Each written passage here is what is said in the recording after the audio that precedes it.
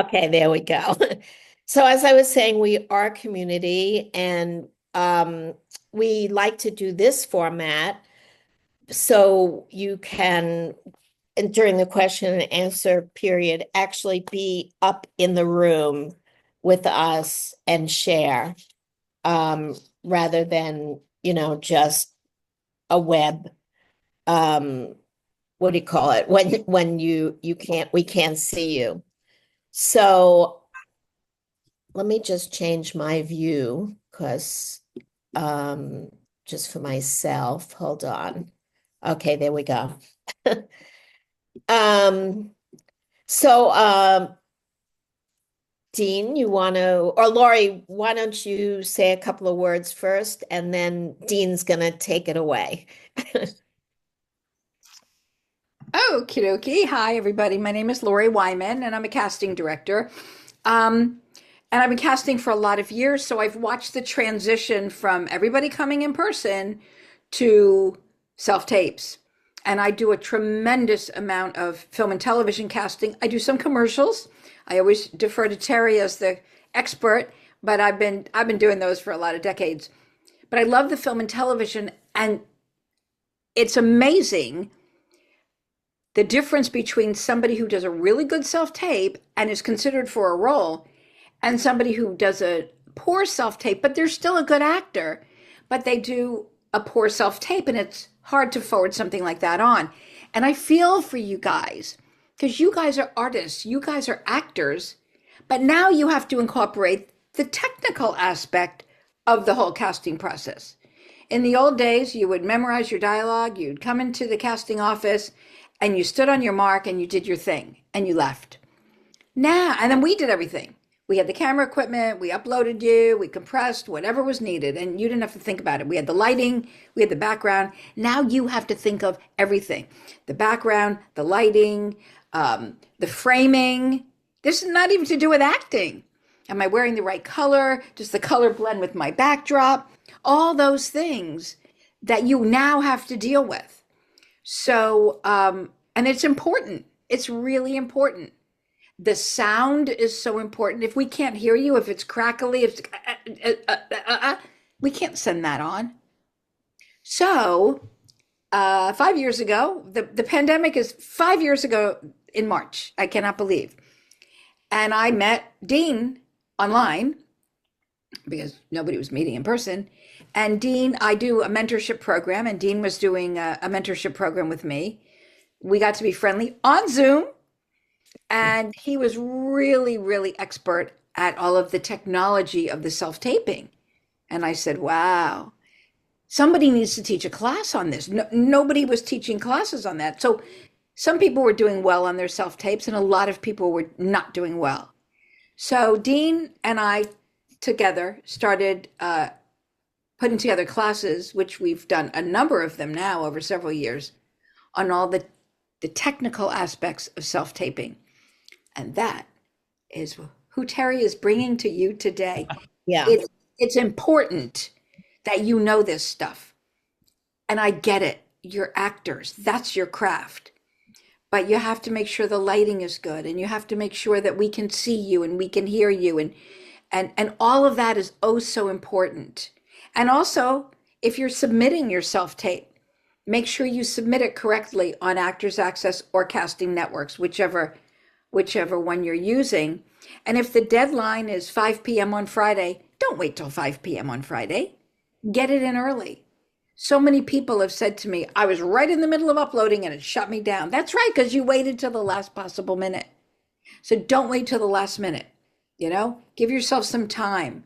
Do a self tape, marinate on it for a little while. Go back and look at it and say, yeah, you know what? I want to tweak it. Maybe I can make it a little better. Or I think it's good. Upload it. Make sure your materials are uploaded and your Actors Access is up to date and your Casting Networks is up to date. Your headshots are, I got a 17-year-old kid who sent in an audition, and his picture was him when he was 3. I'm like, yeah, that's not gonna work. Yeah, no. I said to him, who's that? He goes, oh, that was me. I'm like, no, no, you're 17. All So right. All right. So, so Well, Terry goes, let's let Dean so on to Dean, who go really into this is the program, expert. and it will um, process out to all of that. So there's a lot to take in. And it's just more than good lighting and a good background. So Dean, why don't you give us some information? Okay, first of all, thank you guys for having me here. This is a real passion of mine. I had the opportunity to follow my dream and to teach theater and film for 31 years.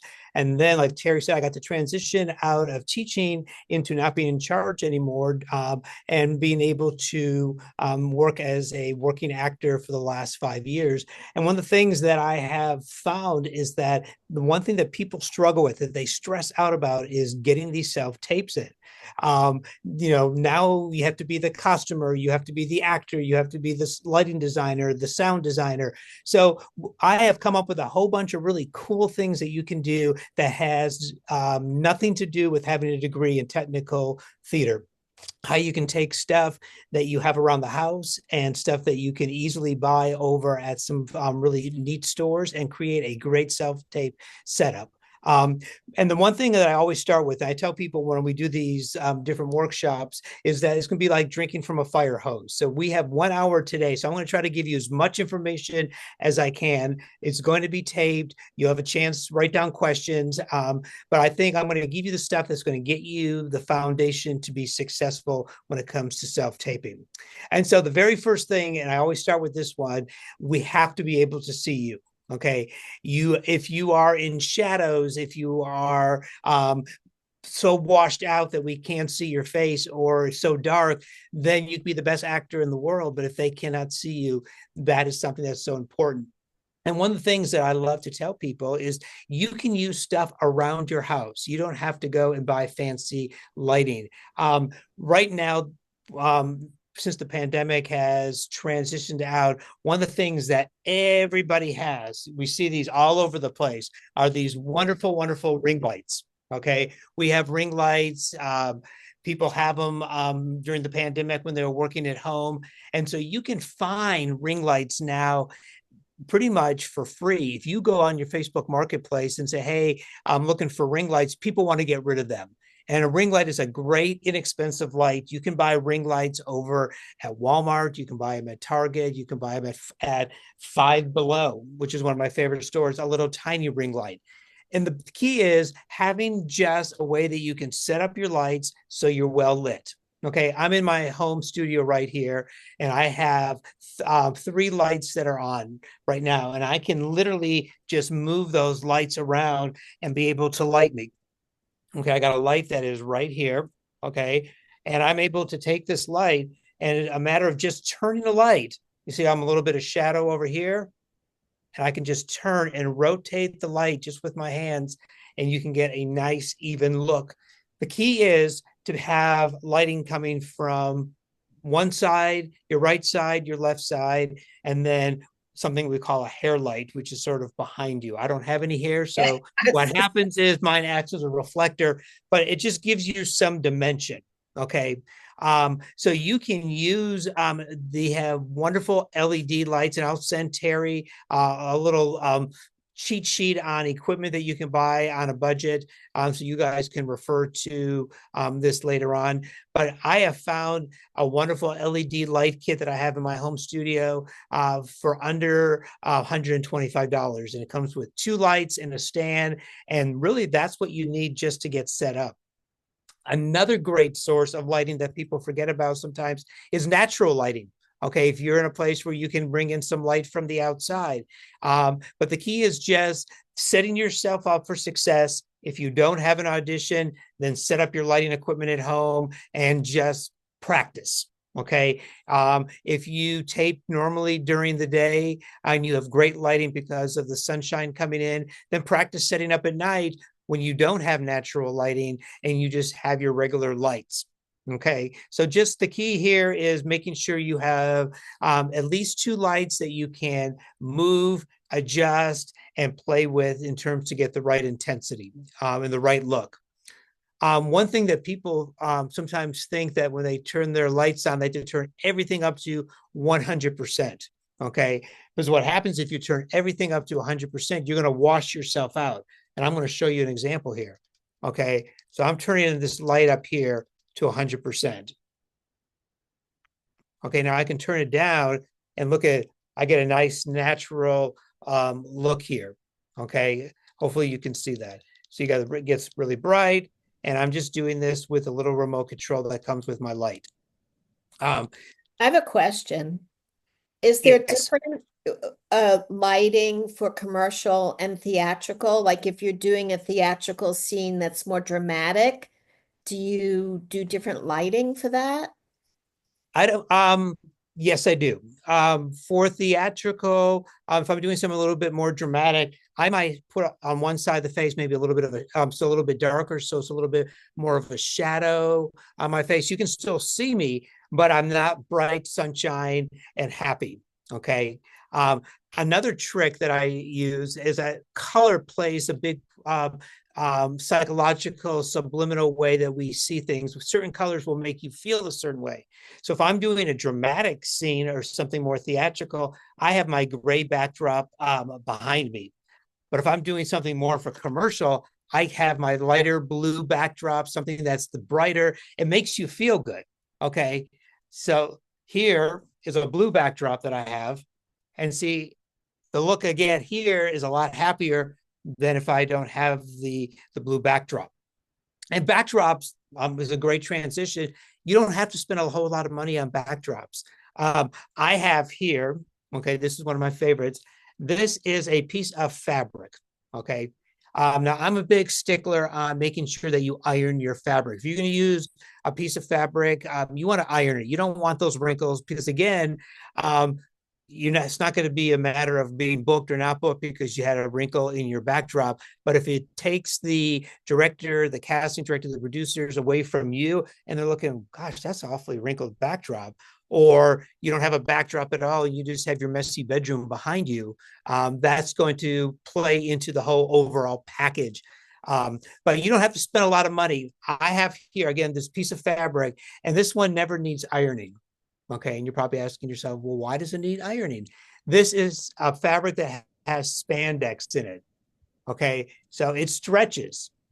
Okay, this is wonderful fabric. I take a little push pins and I will put a push pin at the very top of my ceiling and I put the fabric there and then I stretch it all the way over and then I go from top to bottom and I can have a nice smooth backdrop and you do not have to worry about having a place to store something big and bulky or hanging big photo paper.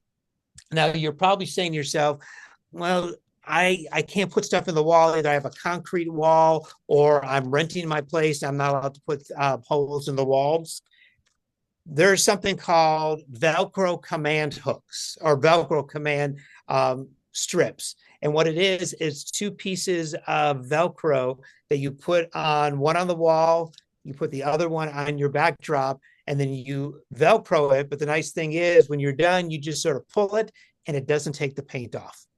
Okay. So you don't have to worry about messing up a nice wall. So having good lighting, having a nice solid backdrop that's not going to be distracting is key. Now, one question that I get, I like that. Oh, that was nice. One question I get asked all the time, people say, well, what's the best color backdrop or what's the best clothes I should wear? Okay. I always tell them it depends on your complexion. Okay. If I have a very olive colored skin that I do here, and I have a really dark backdrop, and I just wore my black shirt, what's going to happen now? I look like a floating head. I'm not seen here. But just putting on a lighter color sweater here, I can still have the black shirt, but it gives me a little bit of separation from my backdrop. If I'm using my blue drop here, I don't want to wear a blue colored shirt that's going to blend right into this backdrop. So you want to use something that's going to make you stand out from what's behind you. So that's really the big key is finding what works for you. If I have an actress that has blonde hair, okay, and she's very fair skinned, Well, she doesn't want to have a backdrop that's going to be a light tan backdrop because her blonde hair and her fair skin are going to blend in. But if she has maybe one that's a little bit darker, or the blue backdrop like the pop-up ones, or the gray, that's going to make her pop. So that's something that's very important that a lot of people don't think of. I can't tell you how many people's self-tapes I see, and it looks just like a floating head because they were in an outfit that blends into what's behind them. So the key is having lighting that you can be seen, having a nice solid backdrop, and then finding creative ways to use your lights. Now, this little light here, it came in a pack of 2 from Amazon. It's a nice little LED light. And the thing I love about this light is it is very, very powerful. Okay. And I can put this light right above me and look at it. Look how nice it lights my face. Yep. Terry has one right there. Okay. So, and it comes with a hook. And so you can hook it onto if you have an extra light stand. And look at without the light, with the light. Okay, get it. And that's just from this one little tiny LED light. Now, I can't see any faces. We turned our cameras off, but how many people during the pandemic, when you would watch a newscaster on the news, or you would see your self tapes, and when you look back, you saw the circles in your eyes. Okay, or if you're like me and I had to wear glasses, you would see the reflection. I'm going to teach you a trick. Now, you can't tell anybody but the people in this room. If you take your ring light, now this is going to be bizarre. Normally a ring light, the light part faces me. Okay, so the light would be facing me. I get the reflection. If you take that ring light and you turn it the opposite way, so it's facing away from me, and if you are in a room where you have a white wall, or you can put a piece of white poster board on the other side of your camera and have this light bounce off that poster board or the wall, you will be lit and you won't have any kind of reflection. It works, I promise you.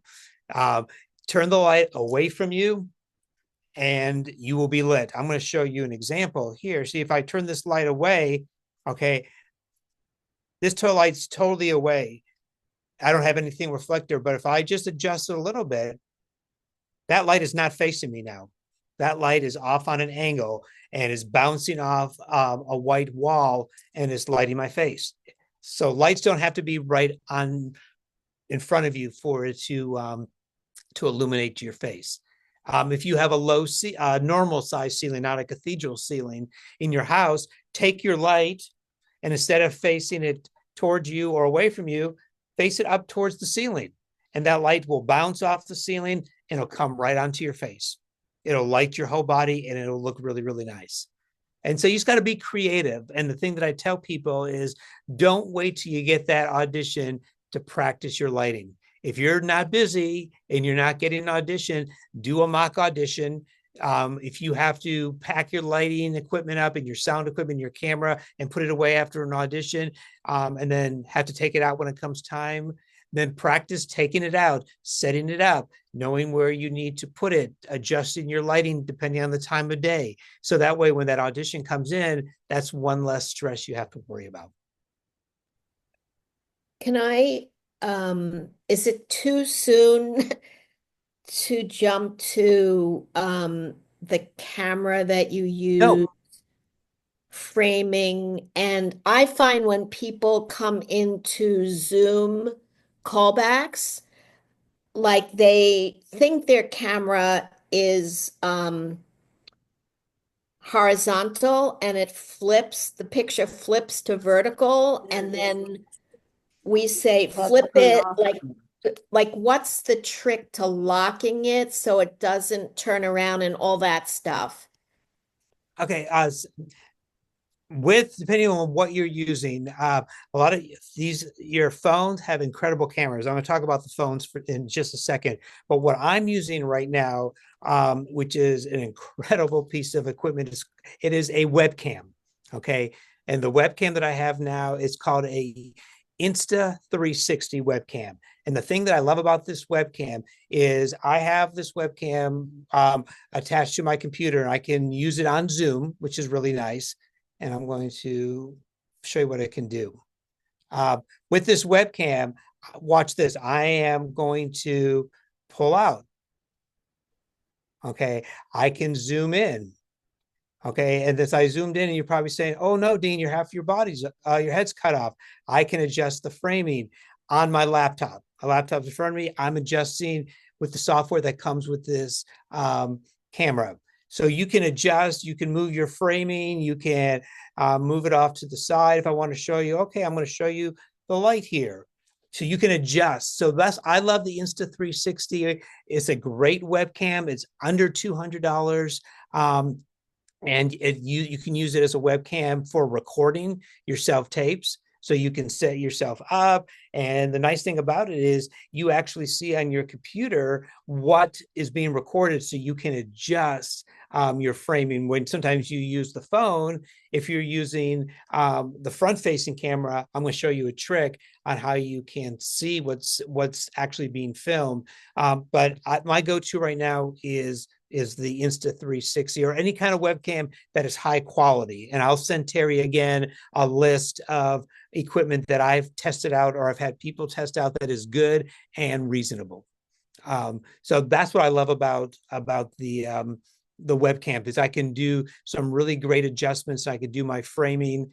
And the thing that I also, when Terry talked about Zoom callbacks or when you're doing something on Zoom, I have something called a AV table. I'm going to see if I can zoom out here and I can show what it looks like. Okay. This is the little AV table. See, look, I can move my camera. Oh, I see it now. Now you can see it, and I'm going to zoom. And it says on wheels, and it goes up and down, and you can adjust the height. And the thing I love about this table, is if I put my laptop on there, if I'm at a callback on Zoom and I am looking and the director says, "Oh, can we have you seated?" And I set everything up at a high level, I'm like, "Oh, I don't have to panic. I just take that, lower. It's like a tripod with a tabletop, and I can raise and lower the table." Or a lot of times I'm in a Zoom callback waiting room and everybody's seated, they're ready to go, and the casting director comes in, says, "Okay, I need everybody. When you bring you in, I need you to stand. They want to see you move." And people panic and they try to take their laptops and they're adjusting their laptop screen so it looks like they can stand, but they're going up their nose, the camera angle. So having a table that you can put your laptop on and that you can adjust up and down has been a lifesaver. If you're in a theatrical audition or doing a theatrical audition and you're walking in and then sit down, like, is there a way to handle that with that setup? Um, Believe it or not, yes, there is with this camera, and this takes some practicing with. There is AI movement, so this camera will track me, and so it will track me walking in, and if I sit down, the camera automatically will lower down Yeah. and work with me. So if I'm here, Is I'm going that, to. yeah, I guess that's a discussion for That's later. another thing, Like but when here. you're theatrically or when you're audition, how And to then what to do, you and Lori can, like, theatrically, that with would theatrical, really and Lori can jump in, but I know a lot of times just because the script says sit doesn't mean that you, and those sites were not written for an audition. So I try to stand as much as I can for my auditions. I have more energy when I'm standing than when I'm sitting down. I was playing, if I did a judge audition, I probably would sit because, my posture is different. But for the most part, I keep everything where I'm just at one level and not have to worry about sitting and standing unless it's crucial for that audition. But eye lines are very, very important, is making sure. Now, what I use for eye lines when I do an audition is you have to know where your lens is on your device. Okay, so if I'm using the phone, I know that my lens is right here, so I put my if I'm talking to somebody, if it's not a commercial audition, you're talking right to the camera, or if it is a commercial audition, you're talking to somebody else. I put them a little bit off, just a little bit off to the right and to the left of my lens. And a good little trick here is I have a little piece of colored tape or a sticky that I will put where my eye line needs to go. So that way, when I'm looking, I'm not going like this and looking down or looking up at somebody that's a giant or looking down. Or if I look at somebody to my right and then I go to my left and I have to go back to the right, I'm now all the way over this way. So it just keeps it consistent, having that little marker. I also will print these now. These are just different faces. I went on AI and said, give me a male in his 30s with different emotions. And I'll cut these little figures out. And if I'm doing dramatic scene, I will place that if I'm doing a male or here's some female ones. Okay. And I will have those as my lines. So it looks like I'm talking to a person and I can look at their eyes. Those are little tricks. So that way it looks like you're looking at somebody and not just sort of your head's wandering around trying to find where they're at. Oh, can we just go back when people come into my Zoom callback and their camera looks right to them, like they want it horizontal and it is horizontal, and all of a sudden it flips over to vertical. I think there's something on Zoom, and I have to look at that, where there's in the top right hand corner, at least on my camera. Where there was a like a little icon where you can flip. It flips your rotation of your camera, and I'll have to look at that in just a second. But I know that sometimes happens as people come in. I haven't seen it on if you use a phone. Once I turn it horizontal, it stays horizontal. If it goes into the Zoom room, there is again. I would have to look to see. There's a little. It looks like a almost like a swirl on the Zoom screen that will sort of show, so I can rotate. So that I'll look that up and so I can specifically give you that, and you can pass that on. And the big thing to do is I always go on early to my Zoom, and then they put you in a waiting room and say, and there always is that screen to test your audio, test your video, get on to make sure your connection is good. Is something that I always do. And then I'll practice. I'll do my own Zoom account, and I'll just create my own meeting and practice a mock Zoom audition. So I can, because that's a lot different sometimes than when you're just doing it by yourself. But having that camera set up, I think, is important.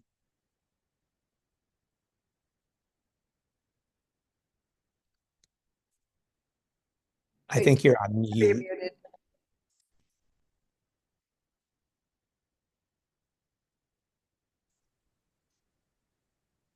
Jamie, are there a lot of questions yet on what Dean has already covered before he moves on to Lighting. something else? Yeah, there have definitely been quite a few. Lori's been kind of respond to some of them in the chat as well. So she's been addressing a few of those. Just one thing real quick. Maybe someone wants to come up and ask, or Yeah, one real quick that I don't think has been addressed yet. Suzanne Bainbridge. If you want to come up, Suzanne, turn your camera on. She asked a question about what equipment is safe to use for a travel setup that you can fly with. Oh, okay. You know what? I'm in the car, but I'm doing the safe driving thing. good. In the safe driving mode. But anyway, I'm gonna stop sign right now. Yeah, I was just curious because sometimes like I'll be gone somewhere and then it's like, oh, you have an audition, and it's like, oh shoot, I don't have any stuff to like do my auditions. But if I thought ahead, yes, I could pack something. And I want to know, is it safe to pack a ring light and like stuff with light bulbs in your suitcase, whether it's checked baggage or it goes on the plane? What is safe to travel with? Okay, when you get to a safe place and you get to watch the playback, LED lights are the safest. There's no light bulb in the LED lights. They don't get hot. They're rechargeable, and you can easily have a couple different LED lights, and they're small. I keep a little tiny duffel bag just with some lights. I keep my fabric in there. I have this special fabric here, so that way it's there with my little command hook. So I just have a little bag, and then I also have in that bag, okay, this little travel. This is a tripod, and it's this little gimbal here where you put your phone on, you're ready to go. Okay. And it raises up and down. This is really, really nice. Now you're probably saying to yourself, well, Dean, that's not really, really high if I'm in a hotel room. Here's a trick. Every hotel room has an ironing board. Every single hotel room. You set that ironing board up, you set your piece of luggage up on top of that. If you have a Zoom call back, you set your laptop on your piece of luggage, and you are set to go. And the nice thing about the ironing board is you can adjust the height up and down, so you can get the perfect height for yourself. So traveling with the small little LED lights, traveling with my phone, and then a portable little backdrop, and you're golden. And these little lights that I was demoing are so bright that you only need 2 of these, and you're ready to go. And they will take up no space. Okay, well, my other question is too, I don't really use my ring light as a light because I was afraid that it was going to give me those kind of dagger look, in my light or my eyes. But I do use it to hook my phone in, to kind of cradle my phone. Yes. So is there another way, or is it okay to get like a smaller version of the ring light that's not the one that I don't use at home, that's a little bit more miniature size that I can easily put in a bag? Yeah, you can definitely practice with just turning that ring light away from you. I mentioned that a second ago, if you heard, and that'll take those lights out of your eyes, so you don't get those little circles, and that works wonders. And that way you can still, with that, because I know a lot of the ring lights, at least mine here, you can have a little holder on there, the phone goes. So even though you turn the light away from you, you can still use the light, and you can still use the holder for your phone, and then having just 1 or 2 of these little tiny lights that can clip on right onto your ring, then you're all set to go. Okay, and that's like considered an LED light. That's okay. Yeah, okay. They don't. This is plastic, and they don't burn out. You're totally safe. Now, here's another little fun little trick. If you're in a hotel room and it has a regular light, I keep in that little bag a piece of parchment paper. Now you're probably saying, why are you traveling with parchment paper? If you put parchment paper over a lampshade, it diffuses and softens the light. And so you can use the lights in the hotel room, and you're ready to go. And that parchment paper doesn't burn. I had somebody say, well, how about paper towel? I can put toilet paper. No. Before LED lights, when people would have the regular Edison lights, those get hot. But the parchment paper can withstand up to 500 degrees heat in the oven, so you'll be fine over an LED light. Wow. Okay, wonderful. Yes, I've heard you talk about this, but it's just repetition and practice and all that kind of thing. So thank you so much for doing this. Oh, my pleasure. And I also tell people, practice if you're out of town. So you practice, undo your little travel bag and set it up in a bedroom. So you can. That's just really key. Okay, wonderful. Thank you so much. Oh, thank you. Great question. I just want to. Thanks, Suzanne. I just want to ask if I'm looking in the chat and I'm trying to answer everybody's questions. Somebody said, "What model of the Insta360 camera do you use? Is that just what it is, or they said they looked it up and there's several models? I don't know." I get the model. There's a brand new one. I'll have to look up what model that is. But there's 2 versions. There's one that looks like a little small. They're literally square this big, and it's on a gimbal. Okay, a gimbal, which means that it rotates side to side, up and down, and that's how I'm able to adjust my lighting and move it from side to side. So there's the Instant 360 Lite, I think it's called, and then there's another Instant 360. This is a brand new one. And again, I will send Terry a whole little supply list that she can then share with you guys. that will, I think, have pictures and links to stuff, and everything I put, I find on Amazon. So that way, if it doesn't work, everything can be returned. So is there a way, commercials are pretty straightforward as far as framing and where you're supposed to be. But theatrical, like, is there a way to look at your scene that you're given and decide how you should frame yourself or what you should do? I'll say something that Laura, you can piggyback as a casting director. But I found with theatrical, at least here in the Southeast, read the breakdown because they are so detailed on, we want frame from the top of the head to your waist. Okay, when you're slave, we want top of head to shoulders. And so follow that, those directions. And then making some casting directors, they said, we want zero headroom. Oh, this would be considered headroom. So you want to make sure that you then adjust your framing so you can get rid of that headroom. So follow those directions. I find with theatrical, and Lori, you tell me, I find really top of head to waist. So it gives me something I can do with my hands and have a little bit of movement. If I'm too tight, then sometimes you're sort of restricted. Yeah, I would say, and I get self-tapes from all over the country, so it's the same. It doesn't matter if they're sending from LA or Atlanta or Miami or wherever. But yeah, so the headroom, you want to not have a lot. I think if it's like this framing is good, I like this. I personally don't like too wide because I just think I like to see tighter. Sometimes, not often, but sometimes a client wants extreme close-up, ECU. I don't like that look personally because it's too close. It's too close. So I think this kind of framing is really great where you're close enough, you're not too far, you're not too close. Make sure you don't have, make sure you're filling the frame. Make sure you're filling the frame.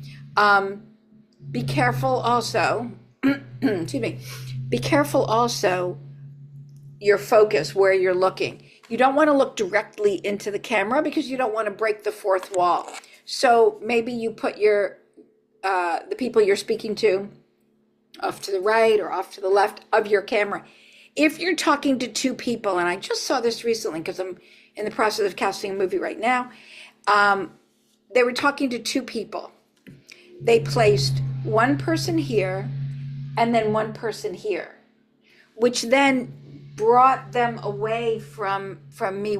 So if you have two people to talk to, put one on one side of the camera, one on the other. And as Dean showed you, he's got his little people so that you can look at. I've seen people who say they use a pair of eyes and they put the eyes, they like have cut out eyes and they put them all over. Whatever's going to allow you to stay focused. That's one of the biggest issues I see with actors is not being focused. Like they're talking to Joe over here and then all of a sudden they're talking to Joe over here. It's like, okay, where's Joe? Like Joe's not moving. So that's important too. But I like the framing like this, and I think most casting directors do, unless, like Dean said, there's something really, really specific where they say it must be this or it must be that. It takes me a good couple of few hours to type all that stuff up because, right? You know that, Terry, Yep. and right. So read it because I'm so detailed. Sometimes when I work on a show, they may have specific colors that they gravitate towards, and they may have specific colors they don't like. We don't like red, so don't wear red. But here's something I just want to say about colors real fast is that in commercials, there's usually like no black, no white, they like red, colorful, whatever. But for TV and film, theatrically, if I'm auditioning for the wife of a fallen police officer and my scene is her at the funeral, what am I wearing? Black. If it makes sense, if I'm auditioning for a nurse in a hospital, I might be wearing white or a light color, something like that. So keep in mind that what you learn commercially does not always translate to theatrically. They're very similar, but there's those differences. So In commercials, you're not going to wear big earrings and fancy this because you don't want to distract. You're there to promote the product. But in TV and film, if your character is a floozy, you're a woman and she's a floozy and big earrings and a lot of jewelry and like that would make sense for her character, then you do that. Uh, So, Commercials too, really. If she's a floozy, you would oh, dress right. like a floozy, you can go for it. But I love that because commercials, the big difference is you look right into the camera for commercials. So I'm Yes. glad you brought up theatrically where you look. Now, That's another thing that you want really to big difference. keep in your little toolbox is a little microfiber. You will be surprised on how dirty your lens gets. If you're a guy and you stick your phone in your pocket, it just picks up dirt. If it's a woman and it goes into your purse. So I always clean the front. I clean the selfie mode. You'll be surprised if you're saying like the quality is just, it looks fuzzy, it looks hazy. Clean it, keep that with you. A lot of times people want to take their video with the front facing camera. Okay, we say, well, I can't see myself. Well, there's a couple different options that you can do. They sell this really cool little, let me get this off of here, this really cool little mirror, okay, that you can attach onto your little iPhone or Samsung, the holder that you use to record your video, and you can put that on there and you can see your reflection from the screen because it's facing away from you. So that's a nice little trick. That's cool. Okay, so it looks like, see, you can't really see this here is a mirror. Yeah. And so if it's facing away from me and I turn this and I flip it, so that way I can look and I see the reflection so I know where I'm at. Okay. So that's a great little trick. You can put, if you're at home and you have a stand-up mirror that can stand by itself, put that on the other side of the camera so that you can sort of look over just to see your framing. Another trick is if you're using an Apple watch, if an Apple Watch and you have an iPhone, if you go onto your watch, if you hit camera, you see what's being recorded. You can hit record and stop from your watch to your phone. Oh, that's cool. So that's a cool thing. And when you do video, you can even use a little dial on the side here to zoom in. So if Oh, you're by yourself, do you ever use the Q Card app? And if you do, like, how does that fit into the whole formula? um, there's a teleprompter app. Yeah, teleprompter app. So I've used that before when I have been doing an audition, let's say for like a newscaster, and I'm looking directly at. That's a whole thing that there's a practice, it's an art to teleprompter because setting up the margins the right way so your eyes don't look like they're reading back and forth. You want margins that are smaller so the eyes don't move a whole lot, and practicing with that. I've done it before. If I've had a really long scene, I want to practice with somebody. I can set up my little iPad just off to the side of my screen with the teleprompter app on there. So I'm looking at the iPad, but it's really looking at supposed to be the person I'm talking to. But for the most part, I try to stay away from using any kind of a teleprompter. One, because memorization is a muscle memory. The more you do it, the easier it gets. Even if I don't have an audition, I find something to memorize at least 2 scenes a week. If I'm not auditioning, you can find them on Actors Access. You can find little sides that are up there under sides. They have 3 sides you can look at. And so I just practice that and just use that. Now, the teleprompter is a great tool to have that skill. So you can get apps on your iPad, you can get apps on your phone that you can look right into the phone and practice that skill. Lori, what do you think of remote readers? Someone's asking about that. And Yeah. Well, okay. If you do it well, great. The problem that I encounter, and Dean's got this down to a science, so I'll just talk for a second. oh, good. Yeah, Let's no, talk about it. that's a big thing we do talk about when we teach the class. Um, remote readers, the problem sometimes is the remote reader sounds remote. They're really loud and the person is soft, or they're really, I mean, sometimes I've heard I've seen the person read, regular volume, and then their reader is like this and you could barely hear that. And then they do their dialogue and then the reading. And it's just it's hard to hear. And then it's hard for me to want to forward that on to the director, because I just want to say something, and Terry's the same. A casting director's artwork depends on you. If you're good and we forward you on, we look good. So I'm not going to forward on bad actors, bad self-tapes that we can't hear real well, self-tapes that are choppy or glitchy, or what happens periodically is an actor uploads the wrong take. And that's the take where they're laughing in the middle because they messed up. Oh my God, we got to do that again. That's terrible. I see stuff like that. Obviously, I can't upload that. I can't forward that on. But with the voices, because that was your original question, if you can find a remote reader from California if you're in Miami, and as long as the volume level is consistent. Now, let me tell you something else that I've seen. So be careful.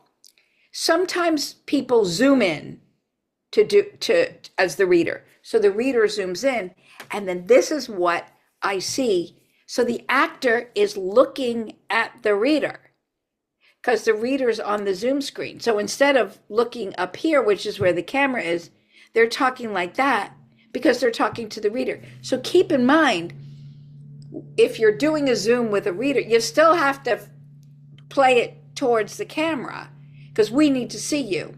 But I'm going to turn it over to Dean because he has great information about this. Okay.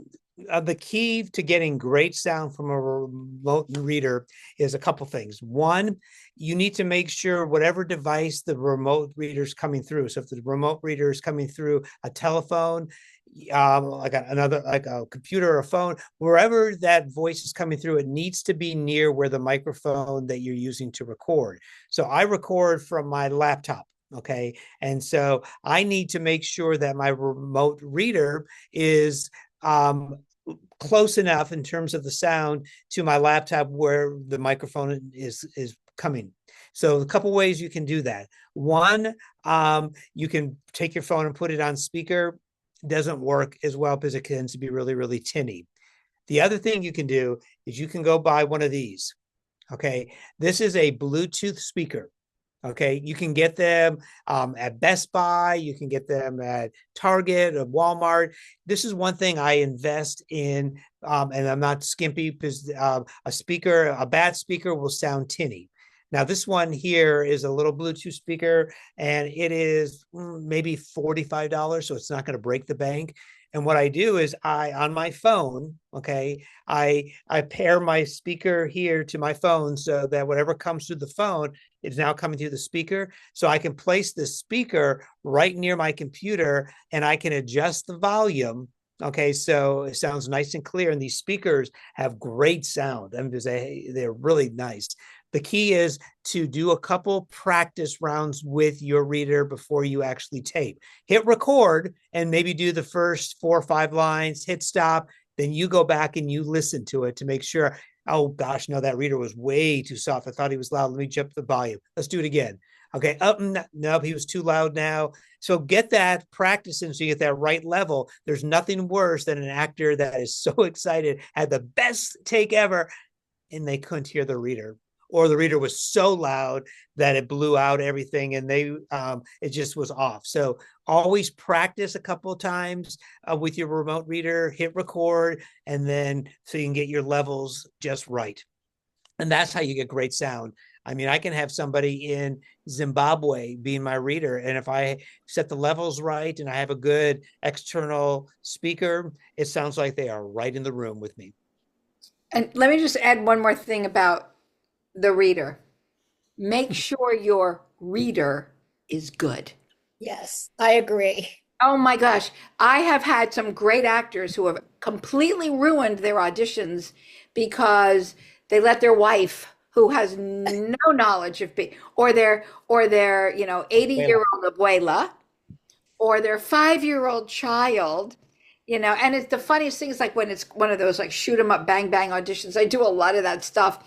And you hear from the other side, put your hands up. I'm gonna kill you. It's like a 5-year-old, and it just really ruins the whole audition. So make sure, and I like, right? So make sure that your reader is a good reader. And one of the questions I get asked a lot is, if it's a male, does it have to be a male reader? If it's a female, does it have to be a female? Now, Terry and I are both female casting directors, and there's a lot of female casting directors.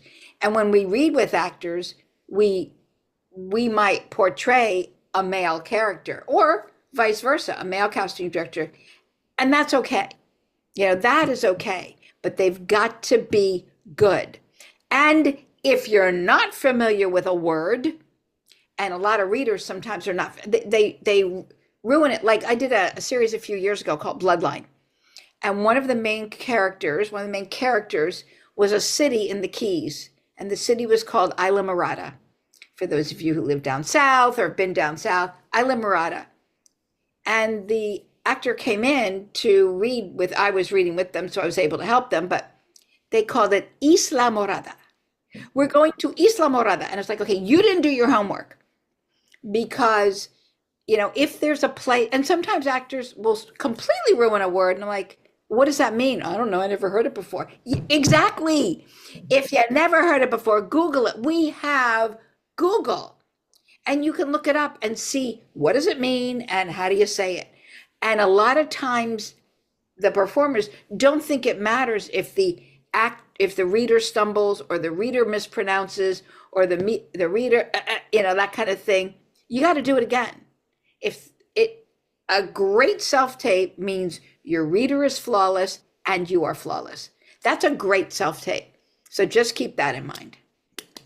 Okay. mean, before we go on to questions, we are coming to the end of this. Unfortunately, you have so much more information. You had mentioned before we went live that you booked something recently, and the director said to you, you booked it because you caught his attention right in the beginning.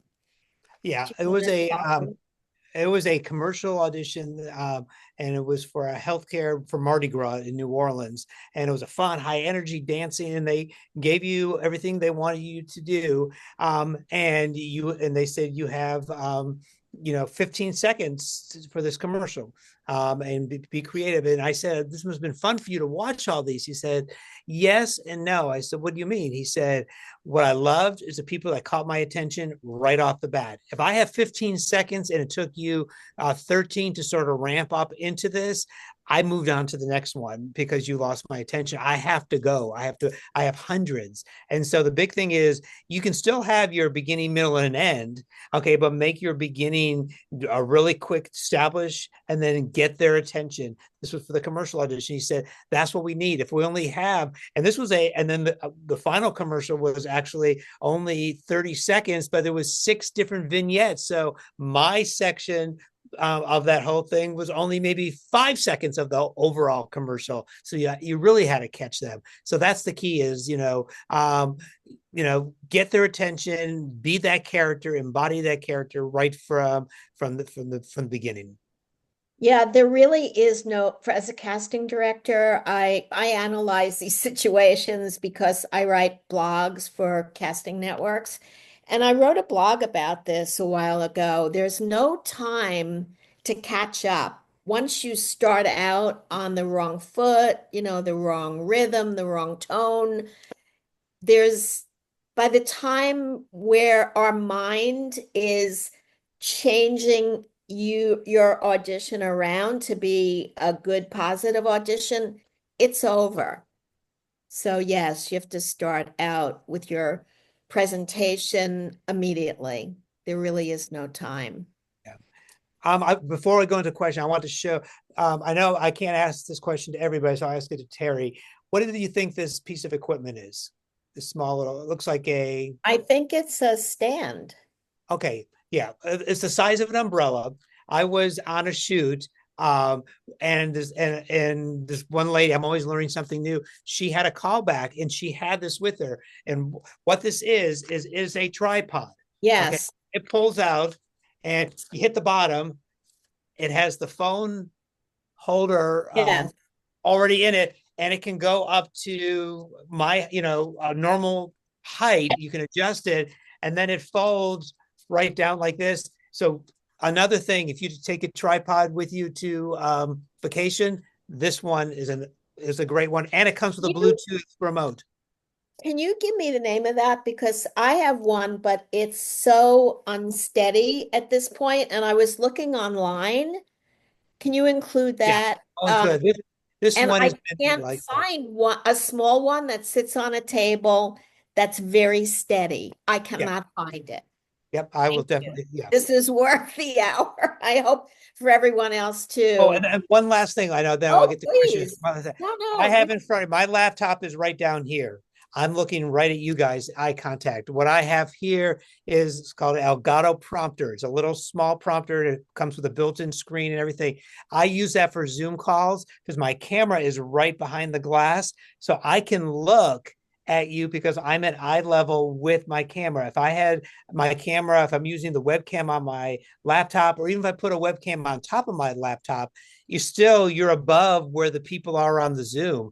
Now my camera is directly in the middle of the screen. So I have been looking at making eye contact with everybody, seeing them. So that's just another little investment. If this is something you're going to do a lot and you do a lot of Zoom work or anything online, this is a great thing. So that way you have that eye contact. So Lori said, you're not looking down at somebody below because that's where they are on the screen. I'm looking right at the screen and I can see everybody. What is that again? I want one.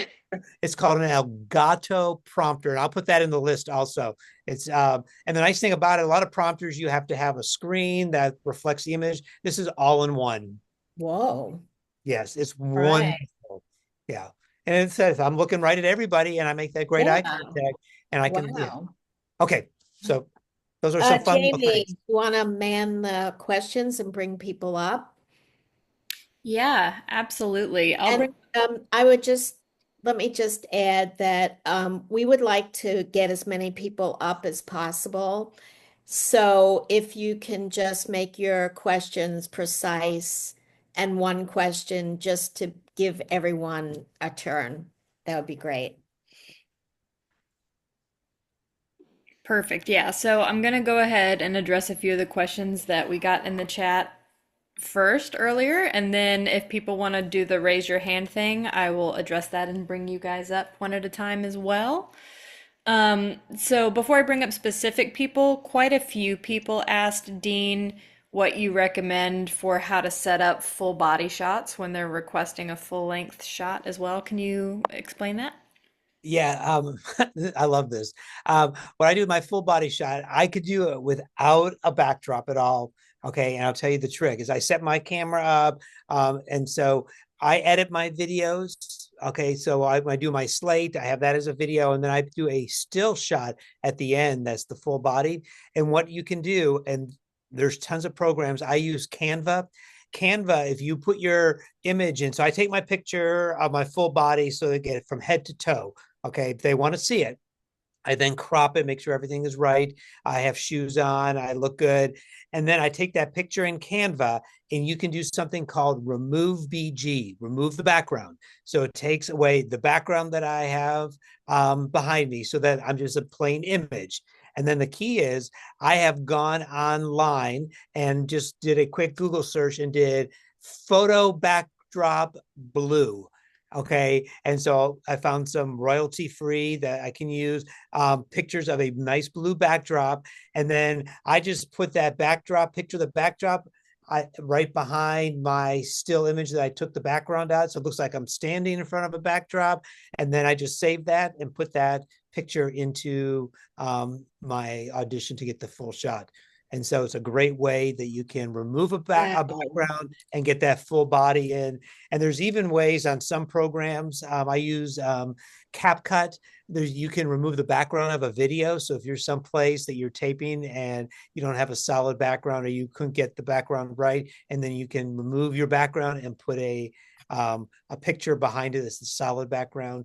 And so there's just tons that are out there. Wow. Because in my commercial acting class, I have people do the slate with the full shot and edit together, and they send it in every week following directions. And the question came up about this full shot, and they could not get it with their professional looking background. I did not know how to answer that. Thank you so much. And what I'll do for you guys is when I send Terry the list, the little handout, PDF handout of all the equipment, I'll add to the back of that just like 4 steps with pictures of a full body shot, and then step 2, put it in Canva, remove, and so you can see a little visual handout how to do it in Canva.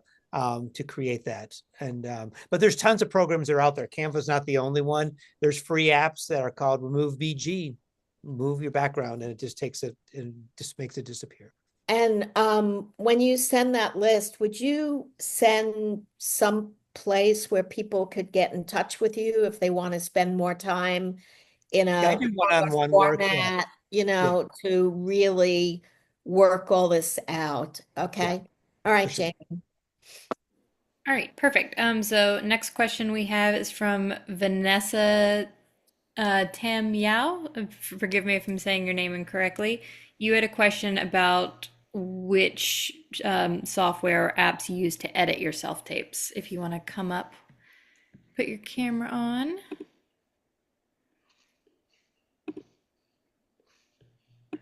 If you're still here. Why she's coming up, I'll tell you what I use is I use the Final Cut Pro, which is a paid app, which is great, but I've been playing around a lot with something called CapCut, CAPCUT. There's a free version, and then you can buy for more features, you can buy the annual subscription, which is well worth it to me. And CapCut is great because you can, besides editing your videos, very user friendly. There's stuff that you can play with to adjust and normalize the audio, which means if there's 2 people talking, make it sound pretty good so they are at the same level. You can do stuff when you can fix the look of your piece. So there's a lot of advanced features, but it's a very easy beginner editing program for people that know nothing. And someday I'll be teaching a course on CapCut and editing, because that's a lot of people have that question. But CapCut is my go-to one. iMovie is a great one. That could be a little tricky with people trying to put a video and a picture. It wants to do some funny stuff with that. But CapCut's free, has a app that you can put right on your phone, so you can edit right on your phone. And then there also is a free app for your Windows or Apple device. Thank you so much for all this information. Jamie, do we have someone ready? Yes, we do. So thank you. Vanessa says thank you in the chat. So thanks for that, You're Jamie. so welcome. Val, because I know you asked a question earlier and I see you up here on the top as well. If you want to unmute yourself, you had asked a question on thoughts about reading with yourself versus getting a reader. Yep, that was it. Would love to hear your thoughts on that. Depends how technically savvy you are. If you are really good with technology, I have played around with a program called 11 Labs. Okay, it's a paid program, and you can go into 11 Labs, and they have real people's voices these are actors that it's not like Neil Patrick Harris. They're not people that you're going to recognize, but these are people that are voice actors, that are screen actors. And so their voices are in there, and they have them categorized by, British, French dialects. And then they also have it by emotion, more of a narrator type reading. And what I do is I find the voice that I like. And then 11 Labs has a feature in there where I can take my sides and I can record using my voice, my inflections, into the computer, onto the program. And so if the character's saying, sit down, now I can have that inflection, those pauses, and then it will put it in that character voice for me. And then I upload that into my computer, and then I'm able to work it so I can time it out. And it's a lot more complicated, but 11 Labs is a great one where the voices sound natural and they're not. And so if I'm in a pinch, I'll use that. But for the most part, I try to get a real person. But there's lots of really cool apps that you can practice with that will you can record the other person in there, and when you say your lines, it won't say the other person's line until you say the last word of yours, so you're not on a time. So that's a great one. It's called Cold Read, COLDREAD. Yeah, that's what I use now. Yeah. Thank you. Okay. Awesome. Thanks so much, Great Val. question. Okay, and then one more before we dive into the specifics too. A couple people asked, is the webcam also built into your mic, or do you use a laptop built-in mic, or if you're using an external mic, does it connect to your camera? Okay, I'm actually using just the microphone from my Mac. Okay, so I use that one. I will also use the microphone right from the Insta360 while I'm doing self tapes, because the cool thing about that, it has noise cancellation. And so what that means is that the neighbor next door can be blowing their leaves, or the dog could be barking, and you don't hear it at all when I'm on the Zoom call, or I'm on the I'm doing a self tape. I could be doing this great self tape, and all of a sudden the neighbor's car alarm goes off. It doesn't pick that up. What Okay, is that? What do it's you use? This is amazing. it's on the Insta360 webcam. You can, one of the settings for audio is that you can do voice cancellation. And so it's a great thing. And so it really keeps out any of the noise. So if you're in a place where you're taping in a big city, or there's a lot of outside noise, now it won't, I have not tested it with somebody's fire smoke detector is beeping. Make sure you, that just could be annoying for everybody, even for you. But I don't ever have to worry that I'm on a Zoom call and something's happening outside that's going to distract because of sound. Amazing. Yeah. Great. Okay, so next, Aaron Villaverde, if you want to come up, you had a question about slates. Hi, Aaron. If she's still in here. But if not, if you want to address it regardless, she said, should slates be a bit systematic, just name, age, height, etc., or should we add a bit of personality or flair to our slates? I know as the actor, I read those breakdowns because they will ask specific thing, name, height only, or so we'll read whatever the casting directors put on there. And a lot of times they say they're really strict on what they want, because they don't want to add that other fluff, because they got to streamline everything. And so me personally, if I'm doing a happy character, I make sure that I talk and I'm happy when I'm doing my slate. If it's somebody that is a little bit more serious, my slate tends to be a little bit more serious. I don't get into a big character, but I do, that tone is there. But read the breakdown, because sometimes I've had casting directors said no character in your slate, just this information. And so I don't add other fluff. I just keep what is right there. And then, of course, I would say slate. Oh, sorry, Dean. And then if they don't have anything, if it doesn't say, I always just say my name, height, location, and my agent, just so they know how to get in touch with me. And then I also say to slate in character. So if you're looking for a happy character, then slate happy. If you're looking for a serious character, sad character. I also highly recommend not to do this. Hi. I've seen a lot of kids do that. I don't know. I guess they're taught that for something. We do a lot of Disney stuff here, and it's that. But I saw an adult audition the other day, and they were like, "Thank you, bye bye." It's like, no, no, no, no, no, no, no, no, don't do that. Please don't do that. I like beg you, don't do that.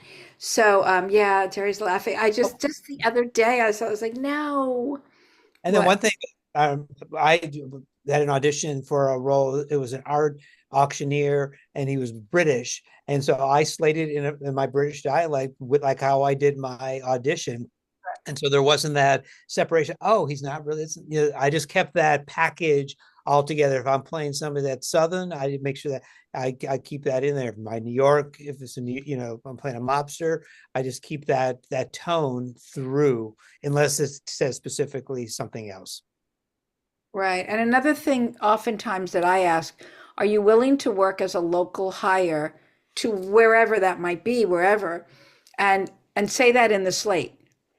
And it's amazing how many times people don't include that. Or I've actually had actors, which just blows my mind. They'll do this really great audition and then they'll do their slate and they'll say, and I'm not willing to work as a local hire.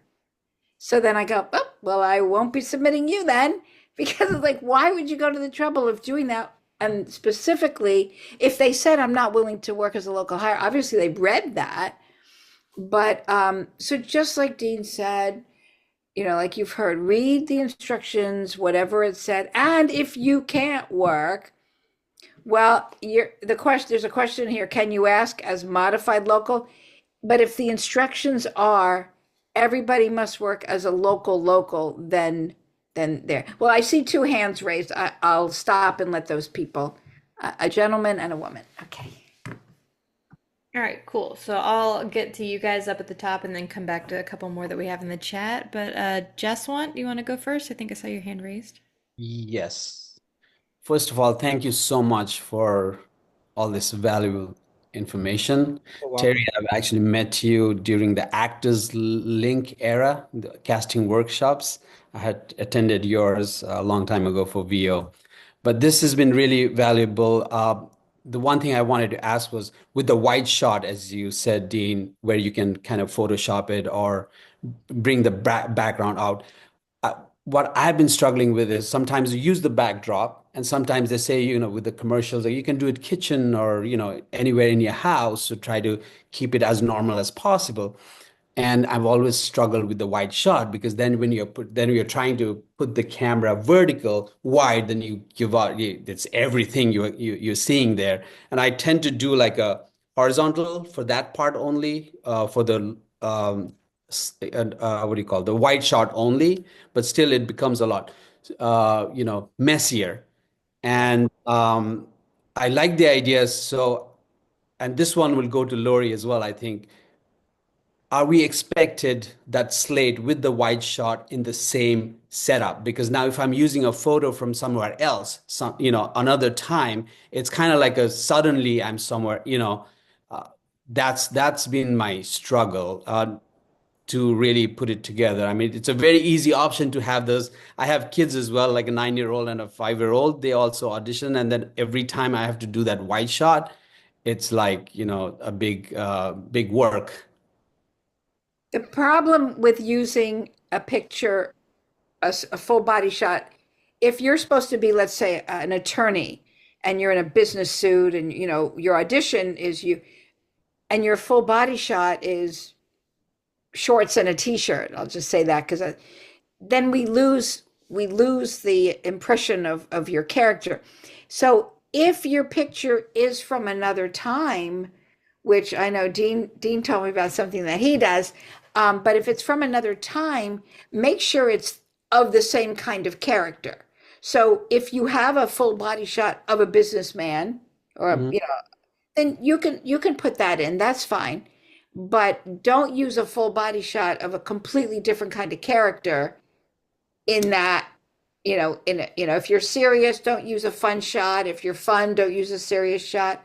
The best case scenario, of course, is to get the full body shot. It's really a 3-second video. It's all it is just turn, you're doing your audition this way, Mhm. flip your camera like that, For the pull wide. it back, get literally 3 seconds. It doesn't have to be long, 3 seconds of video, and then put them together. And Well, that's that's what I've been doing. Like whenever for the full shot, I'm just vertically right, getting right. it done. And that's So it. Full body shot, and then the rest of it is horizontal. And Yeah. then awesome. another thing that I tend to do, it took me a while to figure this out.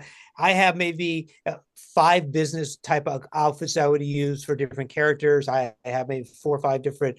I have my dad outfit for commercial. So I have a couple different things that I will use for different projects.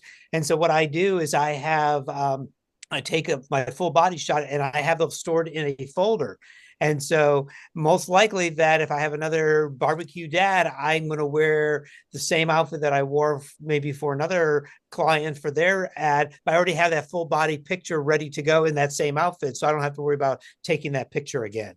And so if you have, I only have so many colored suits. You have a black suit, a brown suit. So once I have those pictures, I have them. And it's a great way, especially if you're doing independent films and they say, oh, you have to provide your own costume. Can you send us your clothes? You already have pictures for them with you in the clothes. And then you can just send that off. And I just save those in Canva and just have them ready to go. That I just pluck that full body out and I'm ready. It's in the same clothes that I wore to film, even though the picture might have been taken, 2 months ago. But if my hair changes, which it doesn't, I do wear wigs for audition. So I have to make sure that if my audition was not in a wig, that my full body is not in a wig and vice versa. So that it doesn't Right, get. right. So, bottom line, I think the 3 second, as Lori said, just what I'm doing right now might be the easier way to, so no tracking, nothing going on, right?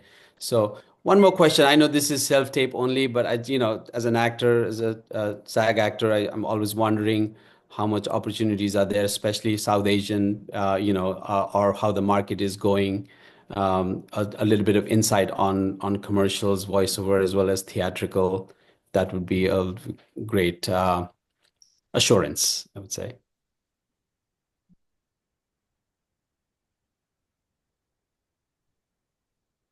You Can I? guys want to answer that?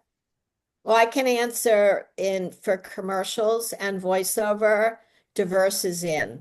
So Yeah, same with theatrical. We want to find, we can use anybody really, like a receptionist at a front desk or an attorney or a police officer, or unless it's like a specific, you have to match the family or something like that, you should submit yourself for all of it because the bottom line is we're looking for the best actor. That's really what we want. So that's whatever. yeah. Yeah. And Thank. for a full body shot, one more thing, please wear shoes. Yeah, yeah. No, you're laughing. Yeah. Since the pandemic, Mhm. right, Tara? Since Yeah. the pandemic, all these people would do full body shots barefoot.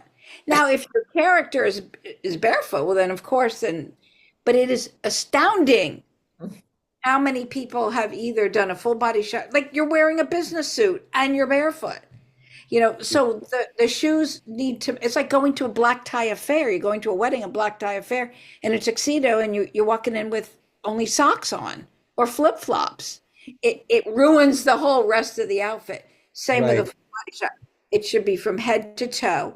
You do the whole whatever. If the hair needs to match the clothes, makeup needs to match the outfit. It's the whole package. Yeah. Right. I do tend to, dress the part kind of situations because it makes me feel better as well when I'm performing. I have gone crazy, like some shows, like when there's an Indian role specifically happening in India in certain kind of time, I do put on those Indian costumes as well, and I have got callbacks for those and got pinned for those. So I do like the idea of putting it on and going forward. Thank you so much. Thank you. Really, I really, really appreciate all the valuable information. Thank you. We're going to have a couple of more questions and then wind it up. But if people start jumping off, Dean and Lori, do you have anything coming up in the near future where they can work with you more? Like, I think you do something where they actually do short scenes and you direct them, Lori, and Dean, and the camera and all that is included in this? Well, Dean and I do a self-tape class together. And in order to make sure that the people are learning and know what they're doing, we do an initial session where Dean goes over everything. Then I send out sides and the people do the self-tape, upload it, a couple of them, and then we watch those and we critique them and we tell them how to tweak it.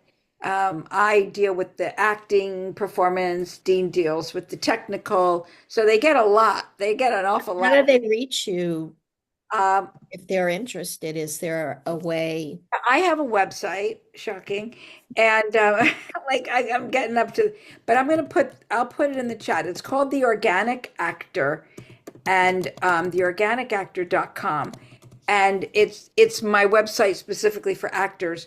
But sign up for the newsletter, and Dean and I are working on putting something together.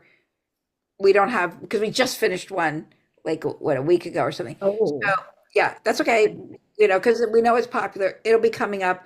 Also, just to let you guys know, for those of you who can work as a local hire in Miami, I'm starting a television series on Monday, and this series will go for 6 months. I mean, it'll be a good big series. So it starts Monday. I start prepping Monday, and we are shooting through August. So you can also send, yay, I know. We can also, you can send headshots, resumes through the email, and that would be Lori at LoriWymanCasting.com. That would be the email address that, let's see, theorganicactor.com. That's the one to sign up for the newsletter for that. And and then for your breakdowns for each role, do you also put it out on any kind of breakdown service also for actors direct without agents or no? oftentimes I do. Oftentimes I do because there's so many good people out there that their agent doesn't think of them, Mm-hmm.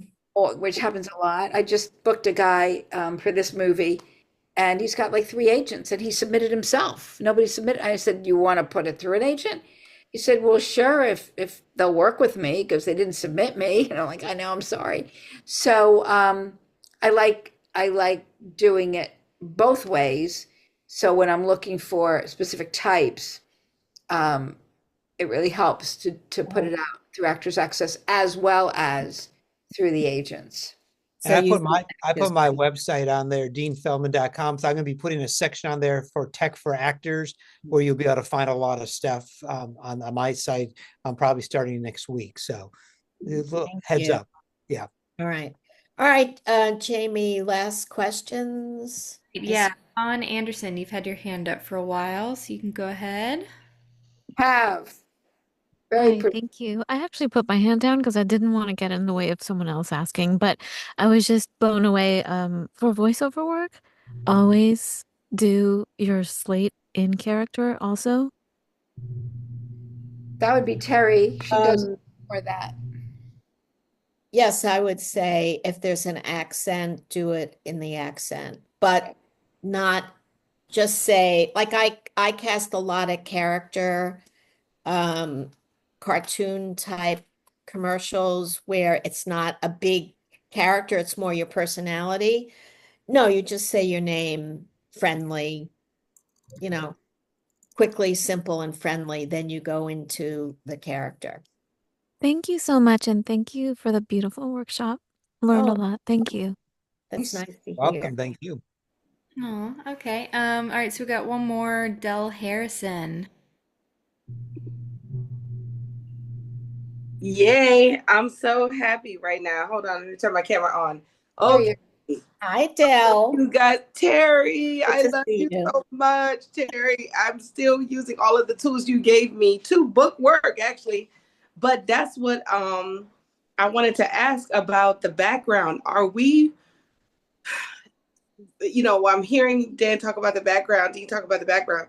Is it required, like if I use just a regular white wall, is it, is that going to hinder me because all the other actors have this like gray background? Because I just booked something, like it was a kitchen scene. So I just literally used my kitchen and I booked the job. But, I'm always torn in the middle of like, oh, should I have this fancy, you know, pull up or not? So that's my question. I think as long as you're not wearing a white shirt in front of a white back wall, Okay. and making sure there's no picture. If you can take the pictures off the wall, just so it's a clean slate. I've had a lot of people that have painted just one wall of their apartment or a bedroom just with a color that they wanted. So yeah, usually you don't have to buy a backdrop. Or if you're deciding, oh, I really want to have some color, but I don't want to paint the wall, then go get that little Joann's Fabric announced they're going out of business. So it's a good time to go look for fabric. But you can also go to Hobby Lobby or other places in LA. But you want to find, if you can find that fabric that has a little bit of spandex, that just makes life so much easier. But you can stretch it, it's clean. There's no wrinkles, but you don't want to get anything that has a shine to it, because that will reflect light. But yeah, a solid wall is totally fine. Okay, great. And then thank you so much. And then Lori, I am going to email you myself. I can work local in Miami, so I am going to email you myself. Thank you guys so much. Thank you. Thank you all. This was a lovely. It was really great. Great community. Thank you all. Any last words from Lori or Dean before we wrap everything up? Before it's a wrap? I think my thing is practice, practice, practice.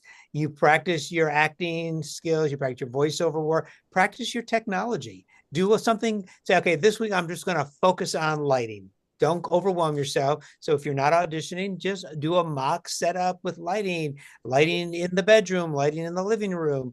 And then just so you feel comfortable, because really it's so much fun when we teach classes that people that are deer in headlights when they start, but then, oh, I got my thing. I can move my lights here. I got my key light. I got my fill light. My hair light's perfect. I got rid of my shadows because I took 2 steps away from my wall. And so it just comes from practice. And so just, give yourself that time and use the time when you're not busy to fill your toolbox with these skills. And I promise you, the stuff is not hard if you just take some time and practice. And I know your promise is proven, because I started out by saying this. I met Dean when he was just transitioning into the business from a professor of drama, and he is a very busy working actor. Yeah, Terry knows her stuff. Lori knows her stuff. And just be yourself and just train. That's the thing, is to constantly help you. Train. Yeah. Laura? Yeah, training as well as practicing. I love when Dean says that, practice the technology every day. Because if you practice it every day, then when you do get a casting, it's not gonna take you 3 hours to, I hear people go, oh my gosh, it took me 2 hours just to set it up. My daughter's an actor, and I put her on tape sometimes at home. I have the studio, but I put her on tape at home, and we do it, and take the ring light out, take this light out, turn that on, go against here, do the pop-up back, they have these pop-up backdrops, and 20 minutes later it's like, okay, done, and she's uploading it. But that's because you constantly, whatever, when you first learned to drive, it was like, oh my gosh, you got into a car, it was a whole big thing. Now you don't even think twice. Get to that point with the self-tapes, so that you just keep churning them out, just keep sending it. And at some point it'll just become second nature. Yeah.